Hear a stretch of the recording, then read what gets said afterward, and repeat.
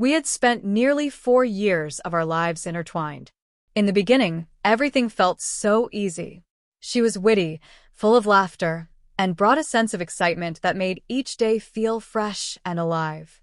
I truly believed she was the one I'd grow old with. After a year together, we moved in and began crafting what I believed would be our shared future. We talked about weddings, having children, and growing old side by side. I gave her every piece of me, my heart, my loyalty, my time, and complete trust. But slowly things began to shift, and not in ways I wanted to acknowledge. It started with subtle changes. She stopped reaching for my hand when we walked together. The thoughtful texts she used to send throughout the day faded into silence. Her thoughts always seemed distant, her focus somewhere else. Whenever I asked if something was bothering her, she'd brush it off, claiming she was just tired, overwhelmed with work, or not feeling herself.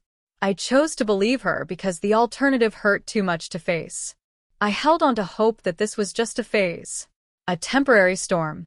Then one evening, I overheard her whispering on the phone in the bathroom, something she never used to do. A strange knot formed in my stomach. I tried to ignore it, told myself I was imagining things. But after that moment, the cracks became too visible to ignore. She began going out more often, saying it was for work meetups. Her demeanor changed, distant, indifferent, like I was living with someone I no longer recognized. One night, she left her phone on the kitchen counter before heading to the shower. It lit up with a message that froze my heart in my chest. Last night was amazing. I can't stop thinking about it. My hands trembled as I picked it up and opened the conversation. What I found inside destroyed me: messages, pictures, voice memos, plans for weekends together. She had been in a relationship with a co-worker for months. When I confronted her, she didn't deny a thing. No tears. No remorse. Just a cold, blank stare. "It's over. I feel alive with him. You're too emotional, too dramatic. Just deal with it and move on." Her words hit harder than any argument ever could. I had poured everything into our relationship, and she discarded it like it meant nothing. That same night, I packed a bag and walked away. No yelling. No dramatic scene.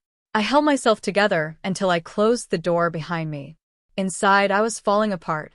For a while, I stayed with a friend, trying to figure out how to rebuild the pieces of the life I had lost.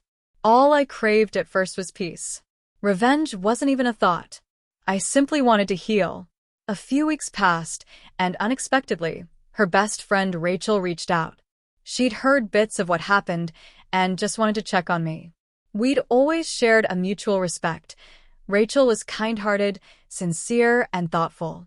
She admitted she never understood how my ex could treat me the way she did. We began meeting for coffee now and then.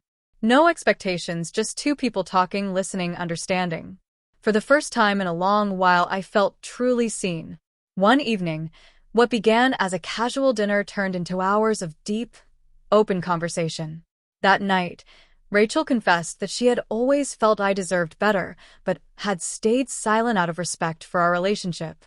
There was something so honest and vulnerable in her eyes when she said it. And then we kissed, not out of bitterness or vengeance, but because, in that moment, it felt right. I finally felt appreciated, valued. As weeks passed, we grew closer naturally, with no pressure or pretending. Then one day, I posted a picture of us together at a concert, just a simple photo, nothing suggestive. I didn't think much of it. But within hours, my ex was blowing up my phone, calls, shouting, accusations. She said I had betrayed her, that Rachel had been her closest friend. I didn't argue. I calmly reminded her of the night she told me to grow up and accept her choices. So I had. I accepted it, and I moved on. She tried to twist the narrative, play the victim, paint me as the one who broke something sacred. But people remembered the truth. They saw how I had fought for our relationship while she had already checked out. Even Rachel saw through her manipulation and cut ties with her completely. Now, I find myself in a place I never thought I'd be, with someone who respects me, who shows genuine care and kindness. None of this was planned. I wasn't searching for love. I was just done settling for less. And in doing that, I found something real. I didn't seek revenge. I simply chose myself. And in that choice, I finally found peace.